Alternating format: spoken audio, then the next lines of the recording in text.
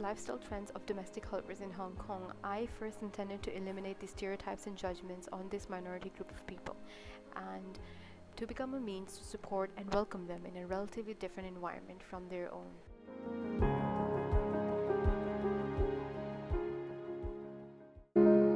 So on 4th of April, public holiday, I went to Festival Walk. There's a park nearby, and I saw a lot of domestic helpers from Indonesia having their leisure time with their friends, and I see them having a picnic with bringing their own food items from their culture, and as well as playing card games and video chatting with friends, families back in Indonesia. So that was quite interesting.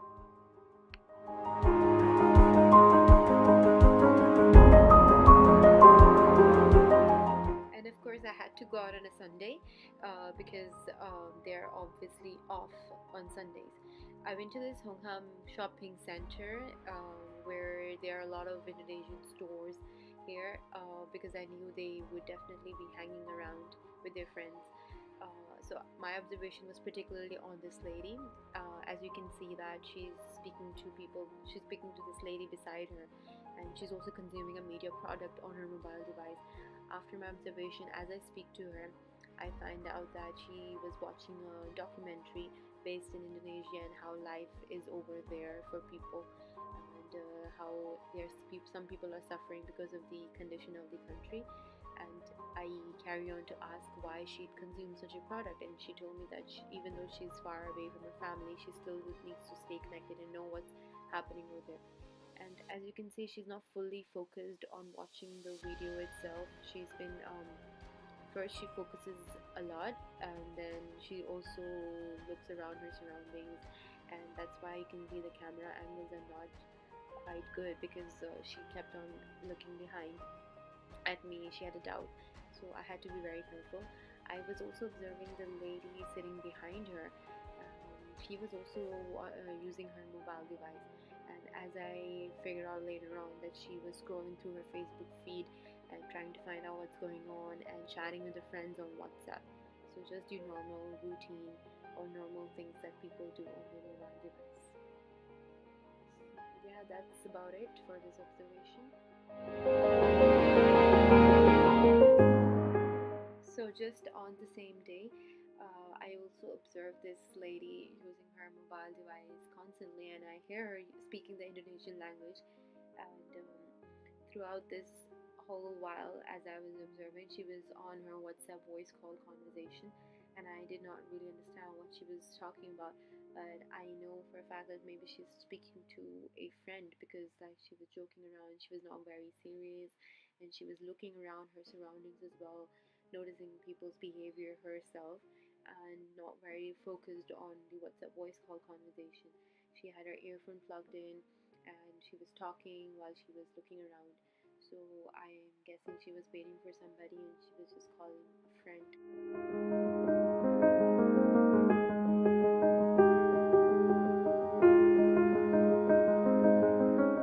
So on the same day, outside the center area, I see this staircase public space where these domestic helpers have taken their seats and they're doing their own things. So I observed their behavior for a while, and I see that they are hanging out in their own group of people. They have small group of people. Some are on their own, but some are in a small group. And I noticed that they are mostly hanging around with people of their similar um, patterns, like they're either domestic helpers or they're just working adults, and mostly are domestic helpers, as I know. After observing them, I did question a few of them, and this one over here, she's enjoying her leisure time watching a video. She's watching a cooking related video in Indonesian language, and this one she's watching a YouTube video, something that's talking about like hairstyles and makeup routines. There's this group of 3 people who are watching a digital product, but I'm not sure what they're consuming, and they're chit-chatting in between, so they weren't serious or focused about what they're doing. So you can see there's a whole community over here who are hanging around, and they are just doing their own things and not bothered about their surroundings very much. and some people are eating, and some are listening to music as well, and some are taking pictures and showing things to each other on their mobile devices.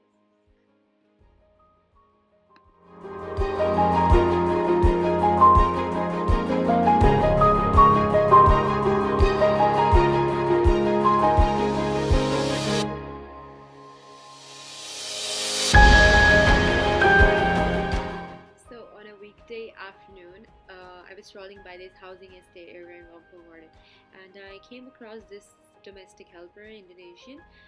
She was sitting down on a bench in a fairly crowded area. Her phone camera was positioned towards her and on top of her bag, as if she was watching something or having a chat.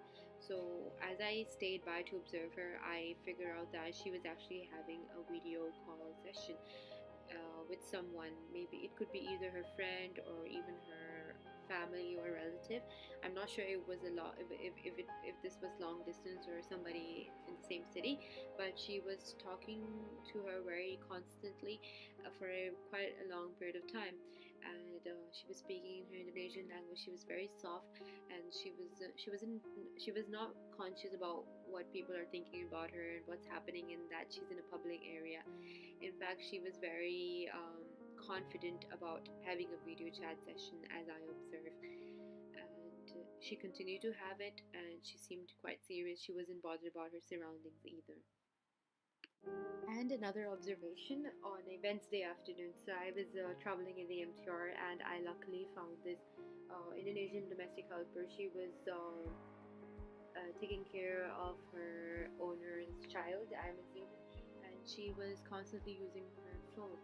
So after taking a video evidence, I actually sat next to her to see her behavior and what she's actually doing.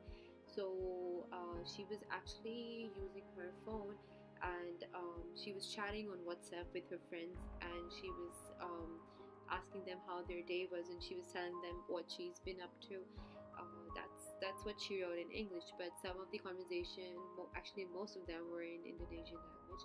And as you can see, that even the owner's kid who's sitting next to her, he was on his mobile phone.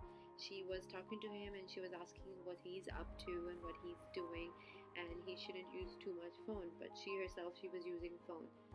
And also, as when I was sitting next to her, I saw her scrolling through her Facebook feed, and as she was scrolling, she went into an article, and she was reading this article about actors and celebrities.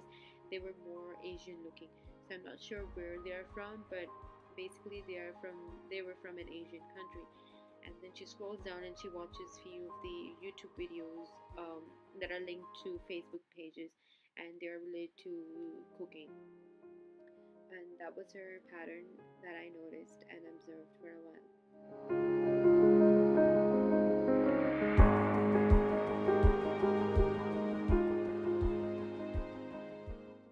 So for our analysis section, after my observation, I have made some common trends and patterns amongst the domestic helpers and their usage with the digital media. So let's get straight into it. So the domestic helpers here in Hong Kong, they have formed a small community that sticks together to their own group of cultural members. They would very rarely move out to seek friends from other cultural groups, because I assume that they are very comfortable with each other. Also, I have observed that the Muslims would stay together, and the non-Muslims would have their own separate group. And of course, the Indonesian language is one common factor that connects all of them together. That's why they get along so well, because they use this language to communicate with each other and as well as make use of the social media platforms. As we all know, that globalization has taken place, and also the network economy has enhanced. So the Indonesian diaspora that is all over the world, also in Hong Kong, they get the chance to connect to their cultural products through the media, and also to boost their self-identity that they feel towards as being Indonesian people. And their usage of digital media patterns is quite commonly seen through my observation. They make use of WhatsApp to communicate in Indonesian language with their family and friends, and they also use the video chatting function in public areas regardless of their surroundings.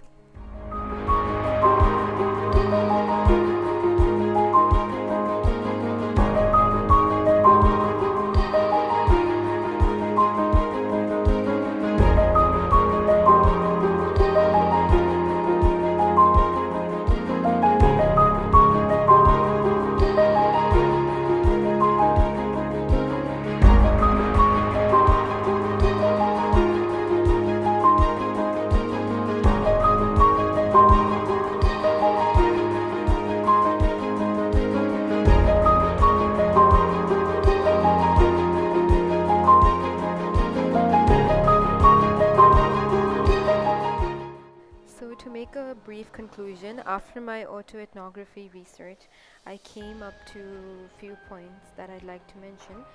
As a third culture kid myself, living in Hong Kong, I could feel the perspective of domestic helpers and their struggles to fit in this society, carrying on with the labeled stereotypes that comes along with their identity. It definitely becomes very challenging to survive.